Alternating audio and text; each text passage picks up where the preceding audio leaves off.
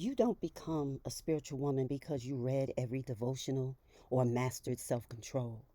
You become one because life took what you thought was your foundation and cracked it wide open. You become one when your heart broke deeper than your ego could reach, when silence became your only teacher, when every title, such as daughter, wife, mother, friend, fell away, and all that was left was your soul remembering itself. Heaven didn't forget you, heaven was forming you. Every spiritual woman has lived through something that split her open, not just emotionally, but spiritually. She loved someone who couldn't love her back. She gave loyalty that was mistaken for weakness. She was faithful in rooms that wanted her gone. And in that pain, she discovered the difference between being needed and being valued. That's when the breaking began.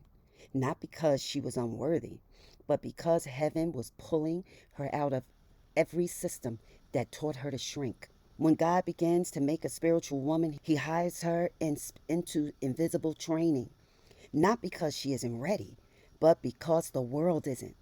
She starts losing friends she thought were family. She gets overlooked for positions she's overqualified for. Doors that should have opened slam shut. And in that invisible season, she learns that the real altar is her own endurance. She learns that peace is power, that silence is warfare. That's not responding. That not responding is sometimes the highest form of authority. Every tear becomes data heaven records. Every no becomes direction, and every loss becomes language. No one tells you how lonely purpose feels at first, how sacred isolation can sound like abandonment. A spiritual woman learns to love solitude because that's where her discernment sharpens. She learns that being chosen means she can't copy anyone. Her path will look foreign, and that's the point. She realizes not all love is divine love.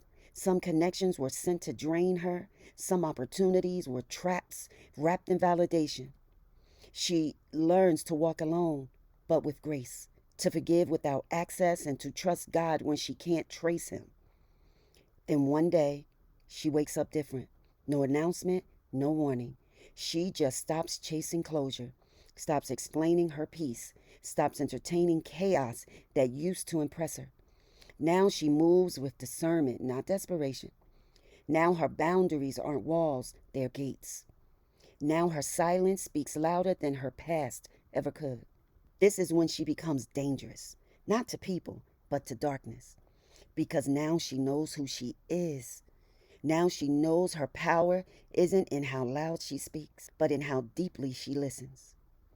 If you're a woman watching this, feeling like everything is collapsing, it's not collapse, it's calibration. Heaven doesn't crush what it doesn't plan to crown. Every season that stripped you was strategy. Every heartbreak was a doorway. Every rejection was redirection. You weren't broken to be bitter. You were broken to be born again in spirit, because God doesn't just heal spiritual women, he awakens them too. And when she rises, the ground remembers her name. When a spiritual woman begins to become, something shifts inside her that no one around her can explain. It's not pride, it's not rebellion, it's recognition. She starts to recognize herself, not the version people applauded, but the version God intended.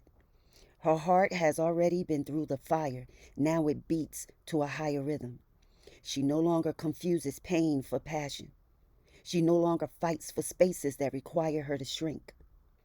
She's now trying to prove she's not trying to prove her softness or her strength anymore. She's learning to walk in alignment. She used to think love was proven through endurance, staying longer, giving more, breaking quietly. Now she knows love without peace is spiritual warfare. Her definition of love changes completely. It's no longer how much she can give, it's how much she can discern. She sees that not every connection is covenant. Some were classrooms. Some people were sent to teach her boundaries, not to build her forever. She doesn't hate them. She just thanks heaven for the lesson and walks away whole because now she knows love that costs your clarity is not divine love. When she becomes, authority doesn't roar, it radiates. Her voice carries weight, not because it's loud, but because it's true.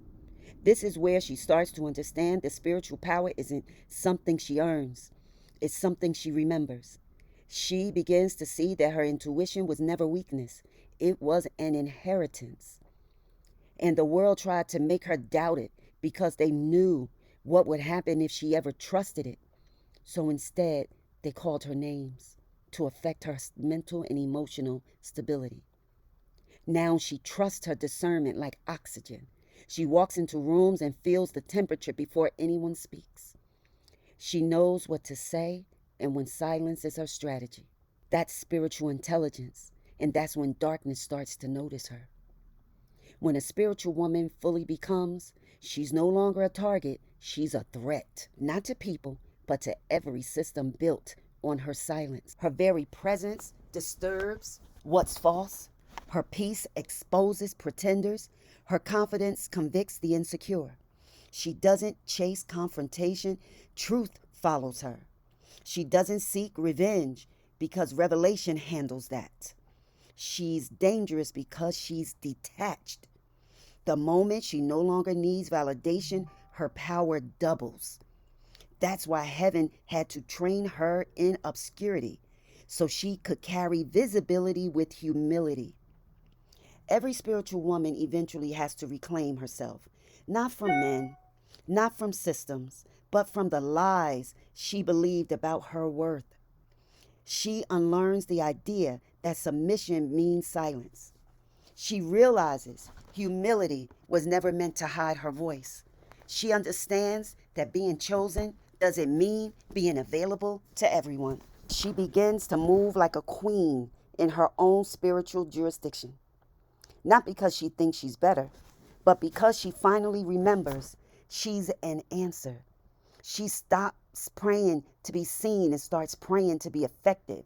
She stops asking for tables and starts building altars because she's not here to compete. She's here to correct. By the time she reaches this stage, her beauty isn't just in her face, it's in her frequency. She's no longer performing femininity, she's embodying divinity. The same woman who once cried on her knees now stands with grace on sacred ground. The same woman who begged for closure now thanks God for release. The same woman who doubted her intuition now follows it like a compass. And every time she chooses peace over proving, heaven calls her name. This is the becoming. When a woman finally aligns with her original blueprint, not the version life tried her to edit. She doesn't need the world to understand her anymore because the world wasn't there when she was built. Thank you for visiting my channel, and I'll see you on the next one. Stay covered, stay conscious, stay undefeated. Bye-bye.